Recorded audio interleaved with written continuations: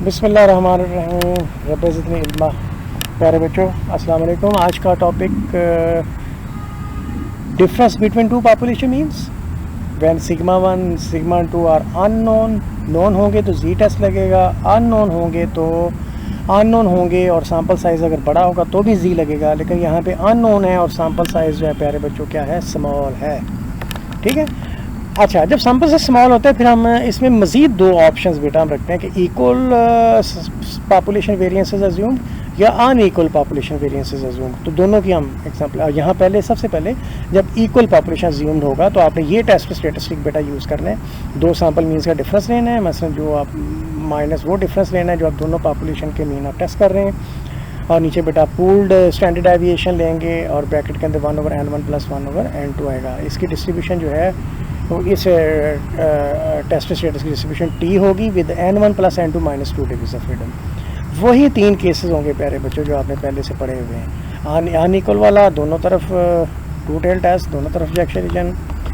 Okay, alternative hypothesis में less than sign वाला case, left side पे सारा रिजेक्शन रीजन पूरे का पूरा अल्फ़ा लेफ्ट टेल टेस्ट। और तीसरा केस बेटा अल्टरनेटिव हाइपोथेसिस में ग्रेटर देन का साइन, इसका मतलब राइट टेल टेस्ट और सारे का सारा रिजेक्शन रीजन सज्जे पासे। एग्जाम्पल बेटा हम सॉल्व करते हैं। देखिए n1 दिया हुआ है, x1 बार दिया हुआ है, ये बातों में दिया हुआ है, ऐसे दे दिया और वेरिएंसेस या स्टैंडर्ड डिफरेंस निकाली नहीं हुई, सिर्फ उसमें इस्तेमाल होने वाला मेजर जो हिस्सा होता है वो आपको दे दिया। तो आपने पूल्ड वेरिएंस अब फाइंड करना है। ये बेटा आपका हाइपोथेसिस था, उसने कहा था कि given the two from two independent population with equal variances as the hypothesis both the variances are equal. तो आपने लिखा इक्वल, तो इक्वल का साइन था, इसका मतलब आपने इसको H0 कहा और साथ ही इसके अपोजिट साइन लेके इसको H1 कह दिया। तो आप H1 लें या H0 लें, इसको अपोजिट साइन लेके आपने दूसरे हाइपोथेसिस को लिख लेना। पहले आपको हो सकता है H1 लिखना पड़े और आपको H0 बाद में लिखना पड़े। हो सकता है कि आपको H0 पहले लिखना पड़े, H1 बाद में लिखना पड़े। तो ये ज़रूरी नहीं बेटा कि आपने H0 को पहले लिखना है। इट डिपेंड्स कि उसने जो बात कही है उसमें इक्वल आता है या नहीं आता। अगर उसमें इक्वल आता है तो उसको आप H0 कह देंगे। ठीक है। अगर उसने जो बात की है जिसको टेस्ट करना है, अगर उसमें इक्वल नहीं आ रहा तो आप उसको अल्टरनेटिव हाइपोथेसिस कहेंगे, उसका अपोजिट फिर खुद बनाएंगे और उसमें उसको H0 कहेंगे। ठीक है बेटा, बातें होती रहेंगी, पहले बाद में भी आपसे पहले भी बात हुई है। ये आपका टेस्ट स्टेटिस्टिक है और SP का ये फार्मूला है प्यारे बच्चों, सम ऑफ स्क्वायर डेविएशंस। पहले सामने का सम ऑफ स्क्वायर डेविएशन दूसरे सैंपल से। तो ये दोनों वैल्यूज़ को दी हुई हैं, दोनों को जमा करके इस पर डिवाइड कर दिया। SP की वैल्यू 5.66 आ गई। SP की वैल्यू काफ़ी नहीं है, हमने अभी ये T की वैल्यू फाइंड करनी है। तो ये बेटा वैल्यूज़ रखी हैं x1 बार - x2 बार, ये SP और पहला सैम्पल n1 1/n2 और इसकी वैल्यू 6.58, काफ़ी बड़ी वैल्यू आ गई है, ख़तरा लग रहा है मुझे। तो critical value H0 if T = falls in rejection region. तो रिजेक्शन रीजन में बेटा हम टेबल वैल्यू देखनी है। डिग्री फ्रीडम थी बेटा n1 + n2 - 2, यानी कि n1 14 था, 11 था, 14 11 25 25 2 गए 23। 23 के बराबर आपने देखना है टू टेल के केस में। 23 के बराबर टू टेल के केस में 5% के नीचे बेटा आपने देखना है।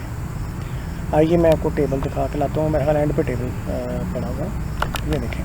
तो 23 के बराबर 5% के नीचे है। 5% कितने गया और बोलिए कौन से वाले कॉलम में, ऊपर से देख लेते हैं। ये देखो बेटा टू टेल वाले का 5% ये पड़ा हुआ है बेटा। तो इस लाइन में आपने 23 के बराबर आना है, यानी कि तीसरे कॉलम में 23 के बराबर आपने देखना है। तीसरे कॉलम में 23 के बराबर आपने देखना है। तो ये जब आपने देखा तो आपको पता चल गया 23 के बराबर ये 2.0687 वैल्यू आ गई है। ये देखो बेटा 23 के नीचे और 5% के नीचे जो कि टू टेल वाला था। ठीक है, ऊपर से आपको दिखा के पहले मैं लेके आया हूँ। अब हम अपनी एग्जांपल पे वापस चलते हैं।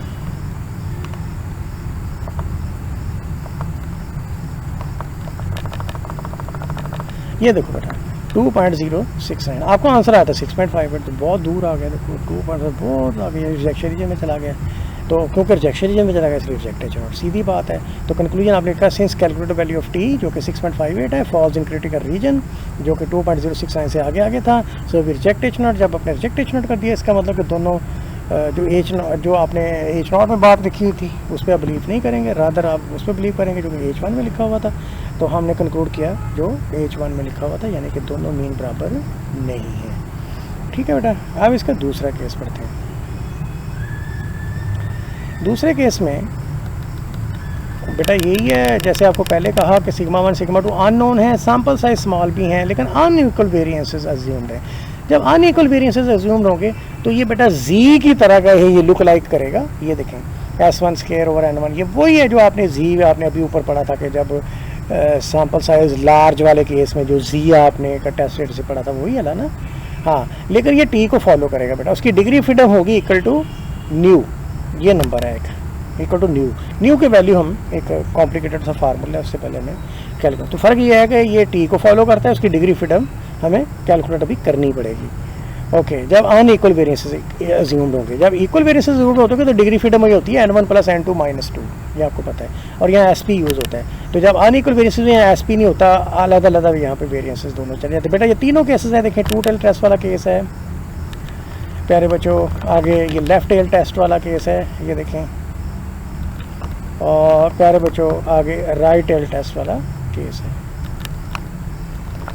एग्जाम्पल साफ करते हैं, वही एग्जाम्पल है, अनइक्वल वेरिएंसेस अज्यूम्ड है, सैंपल पहले भी छोटा था, बिल्कुल वही वाली वैल्यूज़ हैं, लेकिन डिग्री फ्रीडम फ़र्क पड़ेगी। जब डिग्री फ्रीडम फ़र्क पड़ेगी तो किस चीज़ पे फ़र्क पड़ेगा? टेबल वैल्यू पे सिर्फ फ़र्क पड़ेगा, और SP क्योंकि नहीं निकालना, टेस्ट स्टेटस भी पे फ़र्क पड़ेगा। तो बेटा हमने यहाँ यूज़ करना है छोटा S1 स्क्वायर छोटा S2 स्क्वायर। छोटा S1 स्क्वायर बनाने के लिए हमें N1 - 1 पे डिवाइड किया, क्योंकि N1 11 था, 10 पे डिवाइड किया, ये आ गया। S2 स्क्वायर लेने के लिए इसको N2 - 1 पे डिवाइड करना पड़ा छोटा S2 लेने के लिए, तो ये आ गया।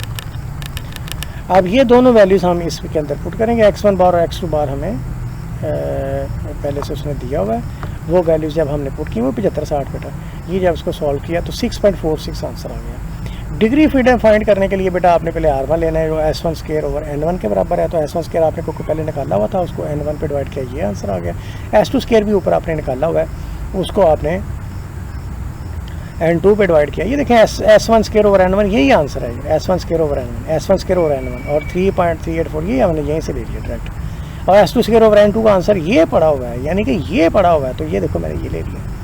तो डिग्री फ्रीडम जो होती है ना, उसको हम ऐसे कैलकुलेट करते हैं, N1 - 1 × N2 - 1 R1 प्लस ये दोनों R1 + R2 और इसका होल स्क्वायर, और नीचे N2 - 1 के साथ R1 का स्क्वायर और प्लस N1 - 1 के साथ R2 का होल स्क्वायर। आपको याद रहेगा इंशाल्लाह।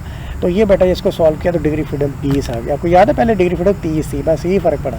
और आपको याद है पहले टी की वैल्यू भी कुछ डिफरेंट थी। तो ये अजम्पशन अनइक्वल वेरिएंसेस अज्यूम्ड की वजह से प्यारे बच्चों ये फ़र्क पड़ रहा है। ओके, आइए देखते हैं कि 20 पे, ये देखो 20 डिग्री फ्रीडम पे 5% पे क्या वैल्यू निकलती है। तो उसके लिए हमें जाना पड़ेगा टी टेबल के ऊपर, 20 के बराबर 5%। 5% हमें पता है इस तीसरे कॉलम में होता है, तो 20 के बराबर, बल्कि ये मैं आपको दिखा भी सकूँगा, वाई नॉट। ये देखो बेटा 20 और देखो ये 5% और ये देखो प्यारे बच्चों 20 के बराबर 5% के नीचे, और ये 5% मैंने लिया था टू टेल वाला। ठीक है प्यारे बच्चों, वापस अपने एग्जाम्पल पे चलते हैं।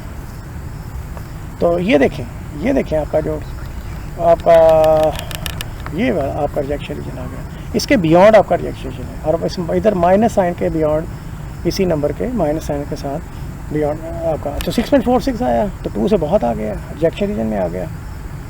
तो वही हम करेंगे कि since calculate value of T जो कि 6.46 थी falls in critical region, so we reject H0, hence we conclude that. हमने H0 को भी चेक कर दिया, तो H0 में लिखी हुई स्टेटमेंट पे हम बिलीव नहीं कंक्लूड नहीं करेंगे उसको, बल्कि उस स्टेटमेंट को कंक्लूड करेंगे जो H1 में लिखी हुई थी। ठीक है बच्चों, ये हो गया आपका हाइपोथेसिस टेस्टिंग प्यारे बच्चों, आपका कंप्लीट हो गया। इसके बाद हमने जो अब काम करने हैं, एक तो नॉन पैरामीट्रिक करने हैं बेटा, होपफुली नॉन पैरामीट्रिक का एक क्वेश्चन जो है ना एग्जाम में आएगा। हाइपोथेसिस टेस्टिंग को आप रिवाइज कर लें, 2 हिस्सों में डिवाइड कर लें, 1 सैंपल वाले को 2 सैंपल वाला कर लें, ठीक है, और 1 सैंपल 2 सैंपल, और 2 सैंपल में 2 पेयर्ड सैंपल्स वाला और इंडिपेंडेंट सैंपल्स वाला, ये 2 केसेस हैं प्यारे बच्चों। इसको आप रिवाइज करें इंशाल्लाह, फिर बाद में